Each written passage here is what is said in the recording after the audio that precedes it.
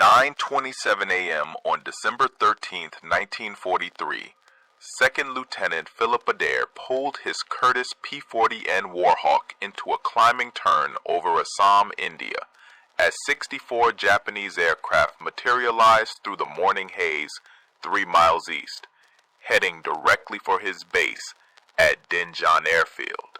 The 23-year-old Adair had flown 43 combat missions with the 89th Fighter Squadron protecting the Hump airlift. But this morning, he was the only pilot airborne when the formation appeared. In the previous 8 weeks, Japanese raids on Allied airfields throughout northeast India had destroyed 47 transport aircraft on the ground and killed 112 personnel. His P-40, nicknamed Lulu Bell and marked with the number 44, carried 6 50 caliber Browning machine guns and enough ammunition for approximately 12 seconds of sustained fire. The enemy formation consisted of 24 Mitsubishi Ki-21 Sally bombers, escorted by approximately 40 Nakajima Ki-43 Oscar fighters, arranged in layers above and below the bomber stream. Intelligence reports indicated that similar-sized raids in Burma had achieved 90% hit rates on undefended airfields.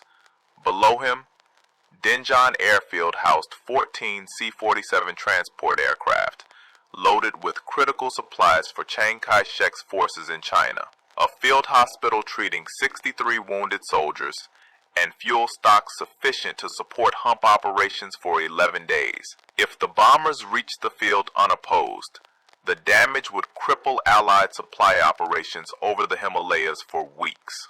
The nearest friendly fighters were 38 minutes away at their base in Jorhat. Adair checked his fuel gauge.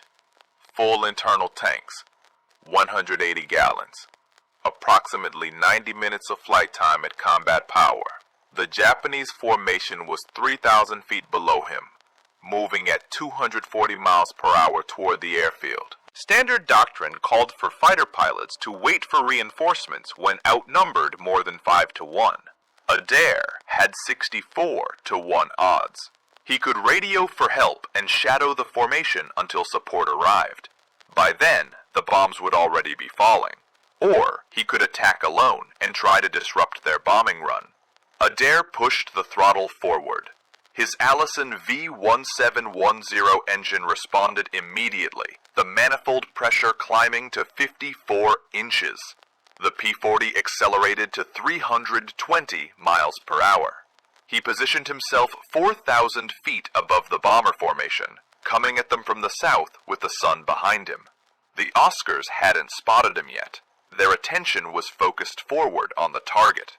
He had one advantage: surprise.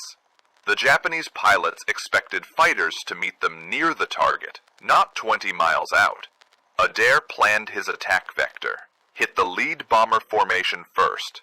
Ignore the fighters initially. Break their bombing accuracy. Make them scatter. Force them to abort the run. Can one P-40 disrupt 64 Japanese aircraft? Please like this video to see how this turns out. Subscribe for more stories, and let's continue. Back to Adair. The lead Sally bomber group flew in tight formation, 6 aircraft arranged in 2 Vs of 3. Adair rolled inverted, pulled the nose down, and dove at the bombers from their 7 o'clock high position. His airspeed built rapidly, 340 miles per hour, 360, 380. The P-40's Allison engine screamed at full power. Range closed fast.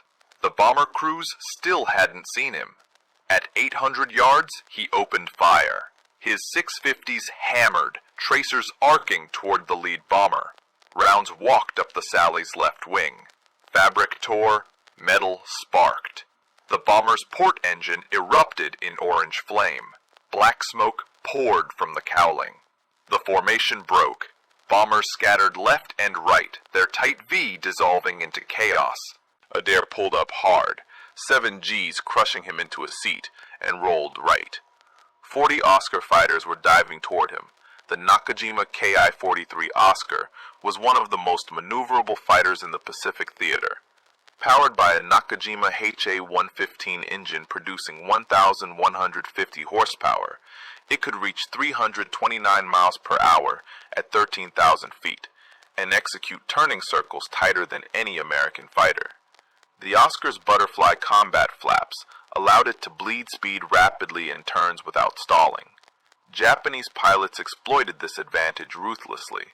In the previous 6 months, Oscars had shot down 63 Allied fighters over Burma and northeast India. Adair's P-40N was faster in a straight line, but couldn't match the Oscar's turn rate. The Warhawk's Allison V1710-81 engine generated 1,240 horsepower at 3,000 RPM, giving the aircraft a maximum speed of 378 miles per hour below 12,000 feet. But in a sustained turning fight, the heavier American fighter would lose energy faster than the lightweight Japanese aircraft. Standard P-40 tactics against Oscars were simple. Never turn with them. Use speed. Hit and run. Extend away. Reset.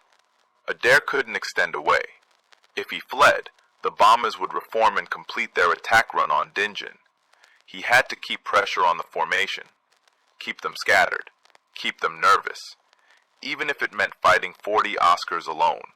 The first 4 Oscars came at him in a loose finger 4 formation from his 10 o'clock high. Adair rolled left, pulled the nose up, and fired a 2-second burst at the lead fighter. 50 caliber rounds missed high. The Oscar broke right. Its wingman followed.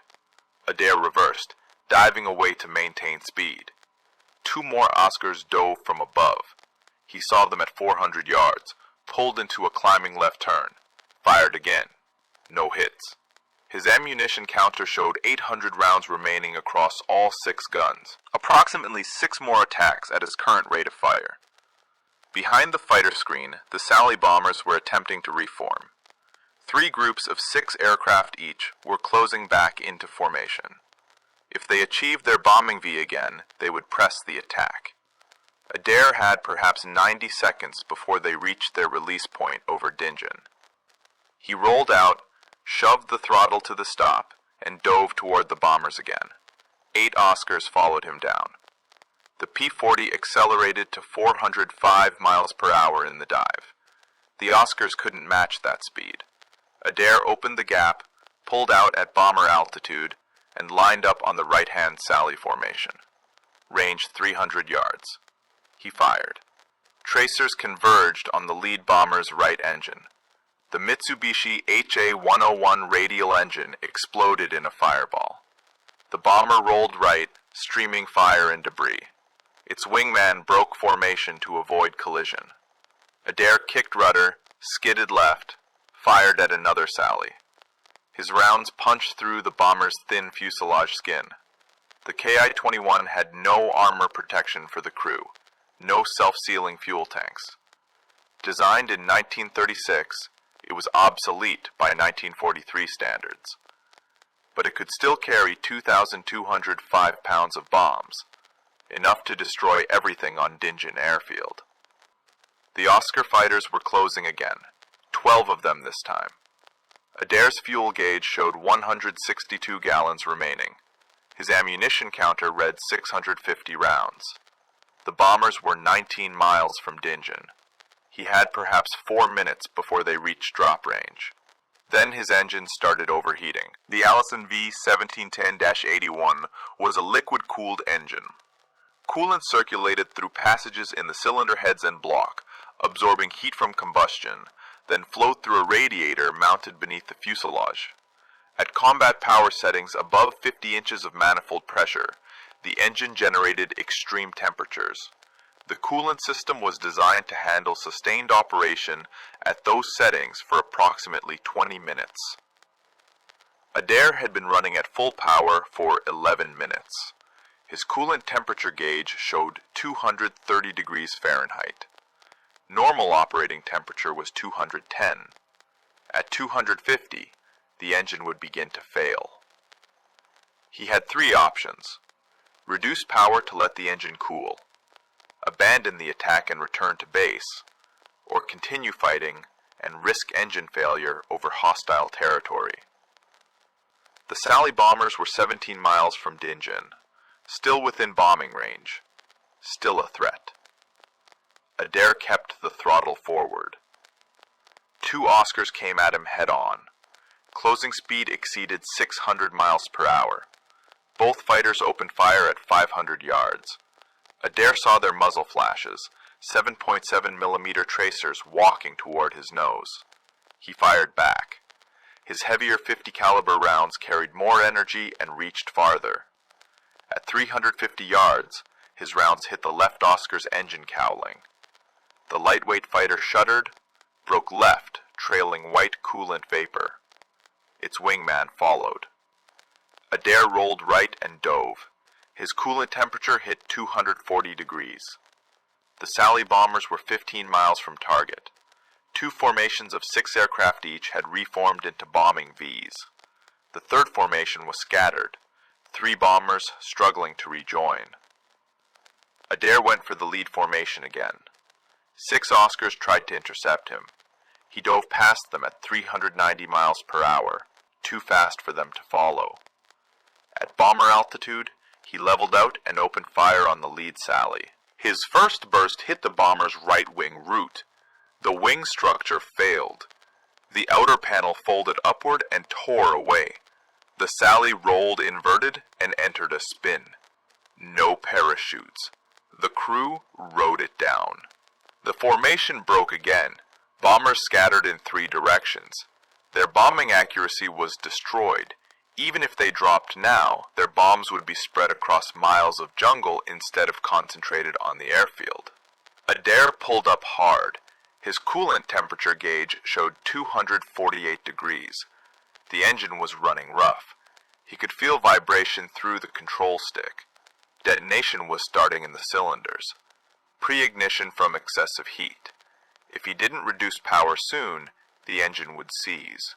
8 Oscars dove on him from above. He saw them late, rolled left, too slow.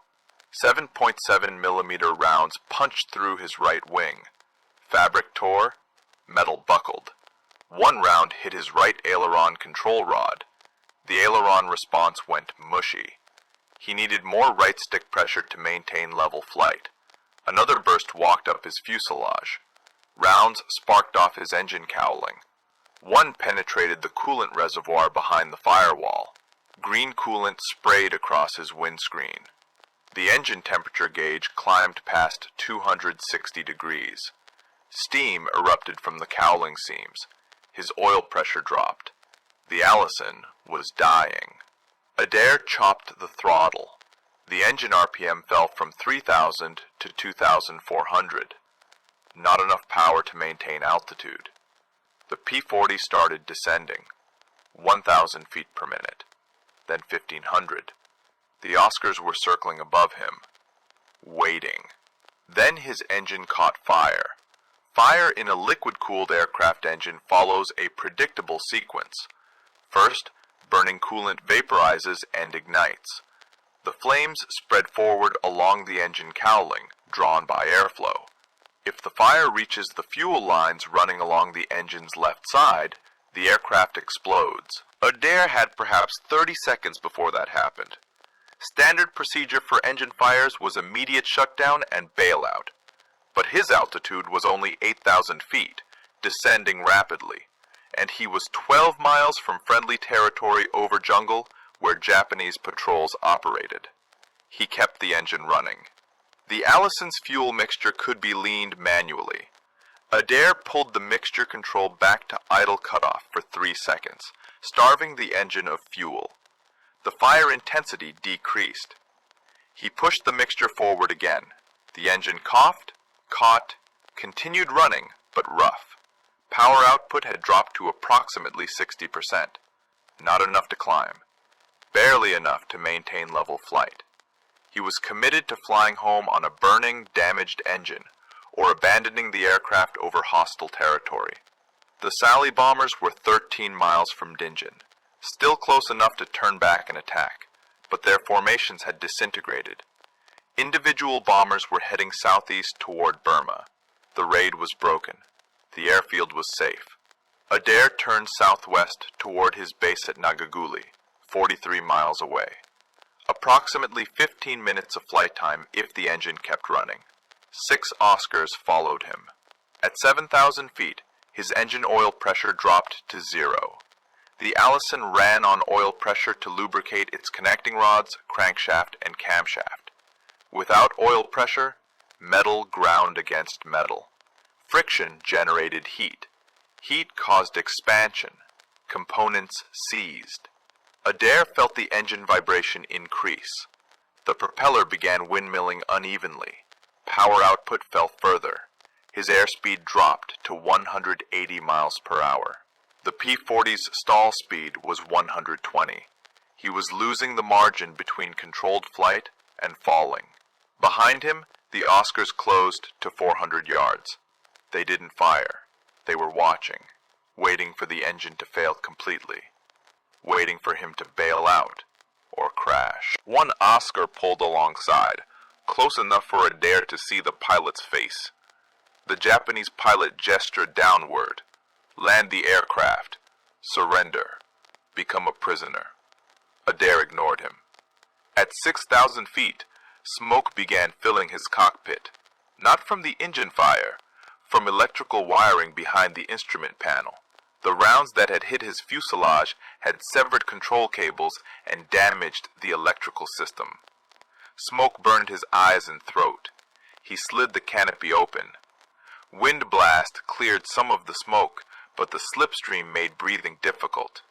His airspeed fell to 160 miles per hour. The Oscars backed off. They weren't going to waste ammunition. The American pilot was already dead. His aircraft was crippled. The engine was dying. He would crash in the jungle. They circled higher, watching him descend. At 4,000 feet, Adair's right aileron control cable snapped. The aileron flopped to full deflection. The P-40 rolled right, and the nose dropped into a dive. He hauled back on the control stick with both hands. Nothing. The elevator cables were damaged. He had no pitch control. The nose stayed down. His airspeed increased. 200 miles per hour. 220. 250. The jungle rushed up at him. Altitude 3,000 feet. 2,500. 2,000. He was going to crash. Then he had an idea. The P-40's damaged aileron was forcing the right wing down. The broken elevator cables left the horizontal stabilizer in a nose-down position. Gravity and aerodynamic forces were pulling the aircraft into an uncontrolled dive. But aerodynamics work in both directions. If Adair rolled the aircraft inverted, the damaged aileron would force the right wing up instead of down.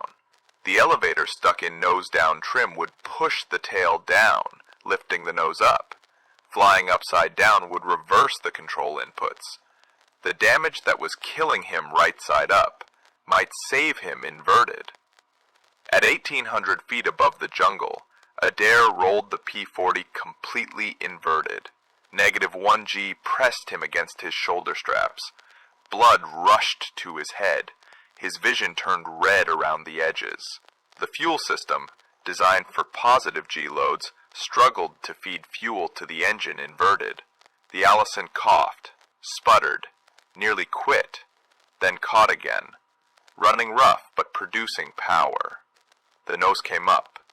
The descent slowed. At 1,200 feet the P-40 leveled out, flying upside down at 140 miles per hour.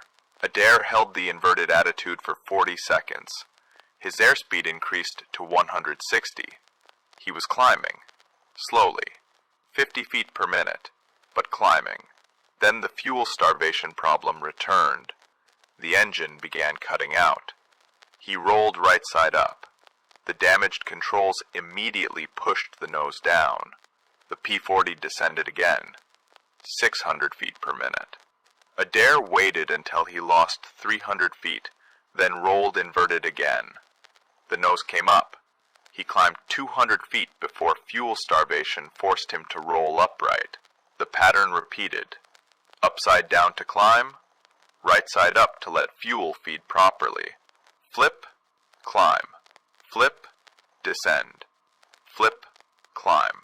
The 6 Oscars circling above watched this impossible display. An American P-40 with a burning engine and damaged controls, flying alternately inverted and upright, refusing to crash, clawing for altitude with the determination of a wounded animal refusing to die.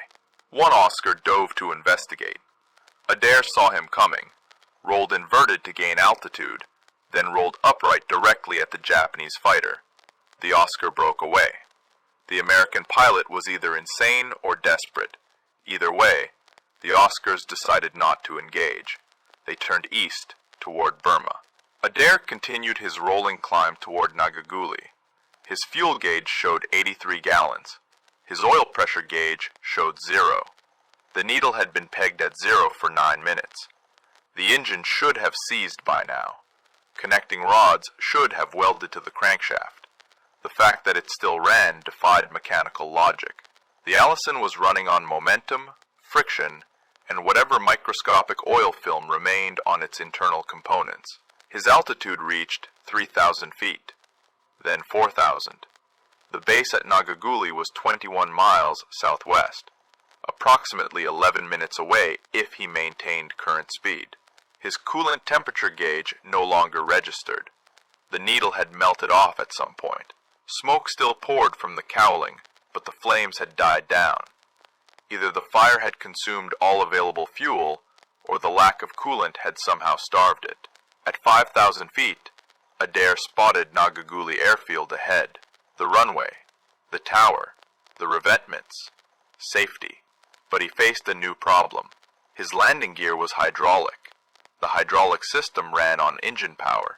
His engine was producing minimal power and might quit completely any second.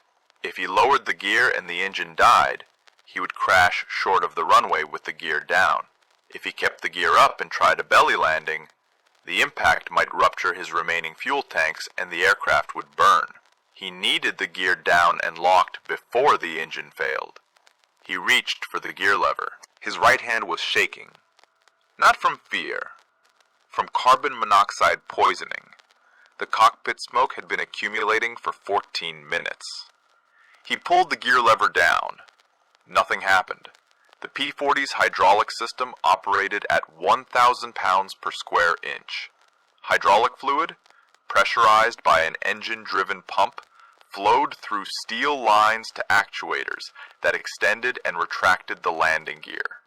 With the engine producing minimal power, the hydraulic pump wasn't generating sufficient pressure. The gear remained locked in the up position. The P-40 had a backup system, a manual hand pump mounted on the left side of the cockpit. 28 strokes of the pump handle would manually pressurize the hydraulic system enough to lower the gear. Adair grabbed the pump handle with his left hand, keeping his right hand on the control stick. He pumped. 1, 2, 3. Nothing. The gear stayed up. The hand pump required both hands for effective operation, but releasing the stick meant losing aircraft control. His damaged ailerons and elevator would immediately push the nose down. He reached behind his seat and pulled his lap belt loose, wrapped it around the control stick, looped it through the seat frame, pulled it tight. The makeshift rig held the stick in approximate neutral position, not perfect control, but enough to keep the aircraft flying straight. He grabbed the hand pump with both hands and pumped hard. 5 strokes. 10. 15. At stroke 23, he felt resistance, hydraulic pressure building. At stroke 28, he heard a thunk from beneath the cockpit. The left main gear extended and locked. The right main gear followed 3 seconds later. The P-40 was now draggy. Gear down increased drag significantly. His airspeed fell from 160 miles per hour to 135.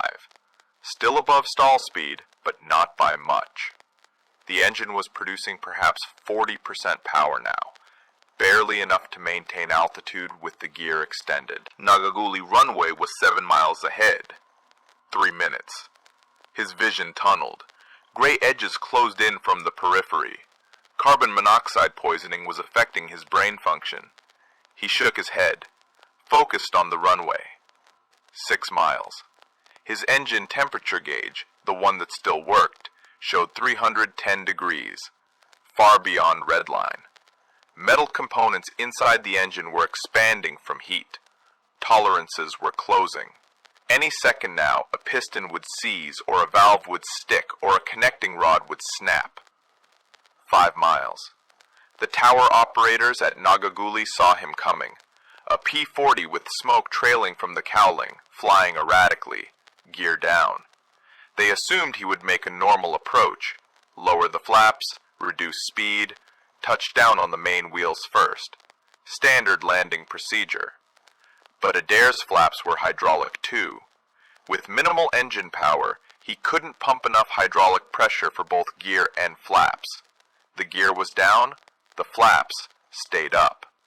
Landing without flaps meant higher landing speed, 120 miles per hour instead of 90. That meant longer landing roll. Nagaguli's runway was 4,000 feet long. A flapless landing in a damaged aircraft required at least 3,000 feet. Doable, if he maintained airspeed, if the engine kept running, if he touched down smoothly. At 2 miles from the runway, his engine quit. The propeller windmilled to a stop. No power, no thrust. The P-40 became a glider.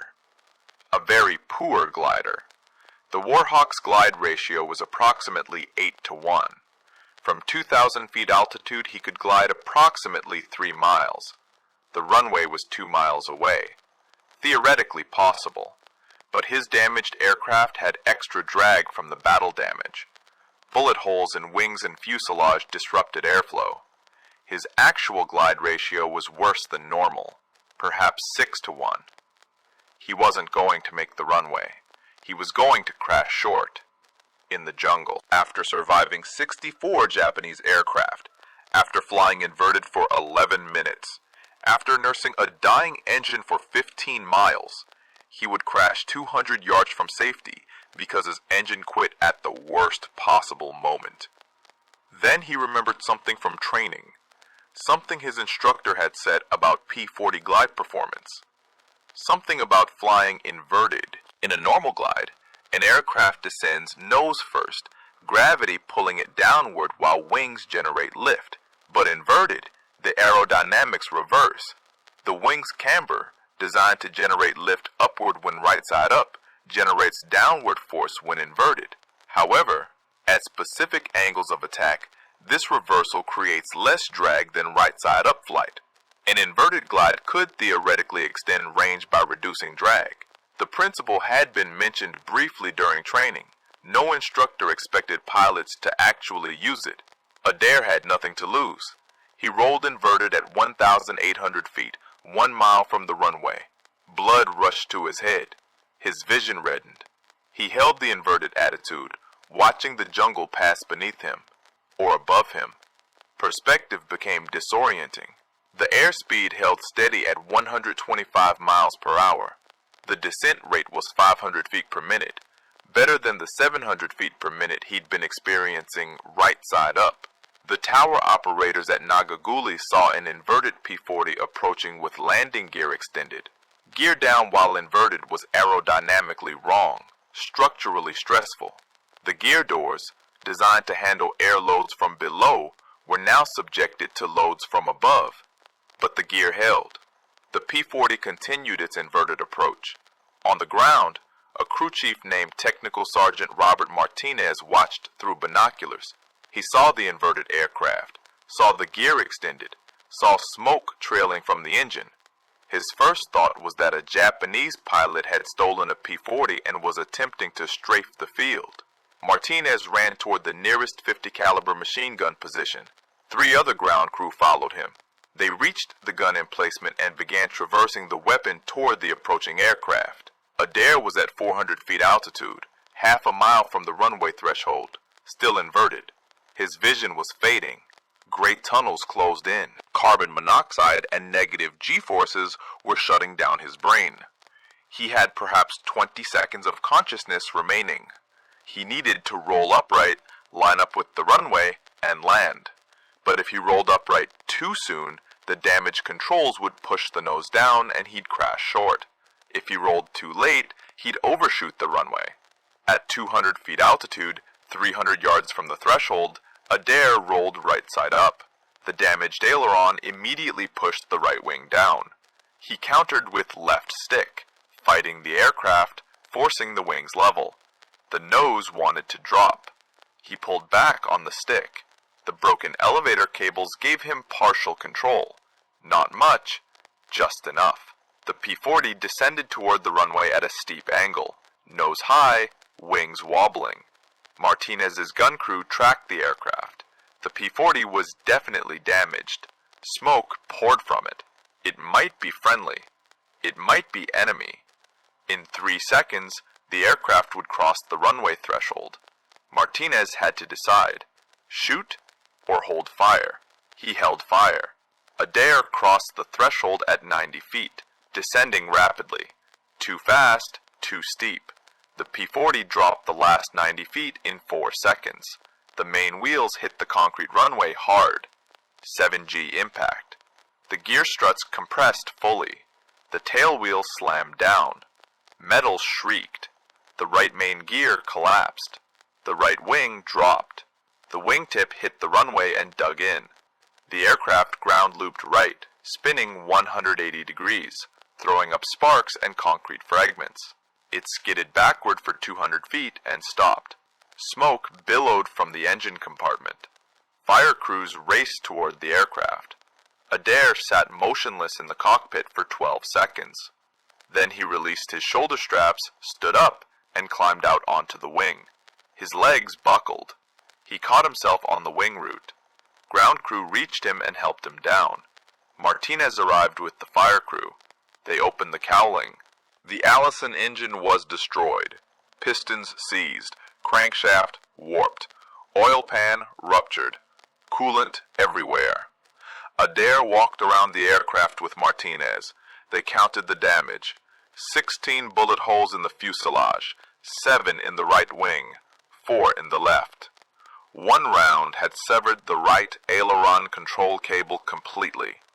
Another had punctured the hydraulic reservoir. A third had cut through 2 electrical bundles behind the instrument panel. The engine had sustained catastrophic damage from overheating and oil starvation. Every cylinder showed scoring. 3 connecting rods were welded to the crankshaft. The coolant system was destroyed. Lulubelle would never fly again. But Philip Adair had saved Dingen Airfield. Intelligence reports confirmed that all 24 Sally bombers had turned back without dropping their ordnance. The Japanese formation had scattered 15 miles short of target. 40 Oscar fighters had escorted empty bombers back to Burma. 0 bombs hit Allied facilities, 0 casualties on the ground. 14 C-47 transports remained operational.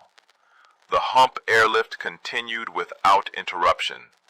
On December 16, 1943, 3 days after the mission, 10th Air Force Headquarters interviewed Adair about the engagement. He described the attack sequence, the inverted flying technique, the landing approach. Flight surgeons examined him.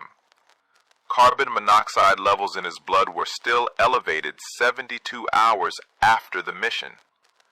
They determined he had been flying with severe poisoning for the final 11 minutes of the flight. That level of impairment should have rendered him unconscious. He had somehow remained functional through will alone.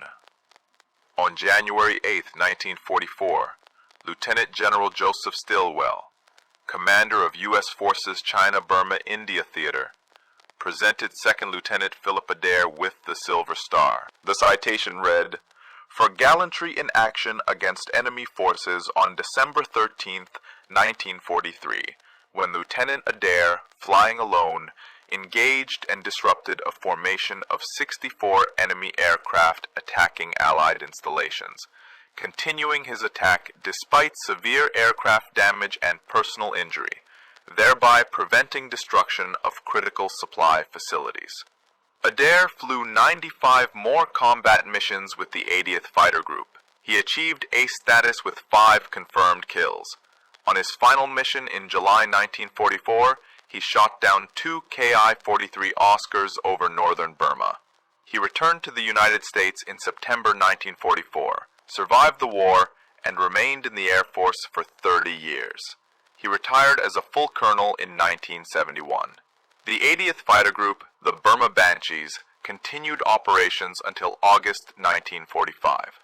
The unit destroyed 413 Japanese aircraft in aerial combat and 147 on the ground. They lost 63 pilots killed or missing. Their death's head skull insignia became one of the most recognized markings in the China-Burma-India theater. The P-40 Warhawk never achieved the fame of the P-51 Mustang or P-47 Thunderbolt. It was slower than both. It couldn't fight effectively above 15,000 feet. By 1943, it was considered obsolete.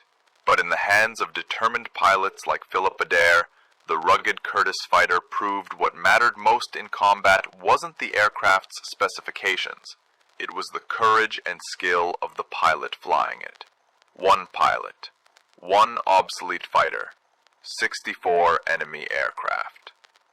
December 13th, 1943. Philip Adair proved that impossible odds mean nothing when someone refuses to quit. His solution to damaged controls, flying alternately inverted and upright for 11 minutes, defied every standard flying procedure. His inverted landing approach with gear extended had never been attempted before and was never repeated. That's the story of the Burma Banshees and the day 1 P-40 pilot disrupted an entire Japanese raid. If stories like this remind you why we preserve history, hit that like button, subscribe for more forgotten heroes, and turn on that notification bell so you never miss these stories. Drop a comment and tell us where you're watching from and whether anyone in your family served in the CBI theater. Thanks for watching. We'll see you in the next video.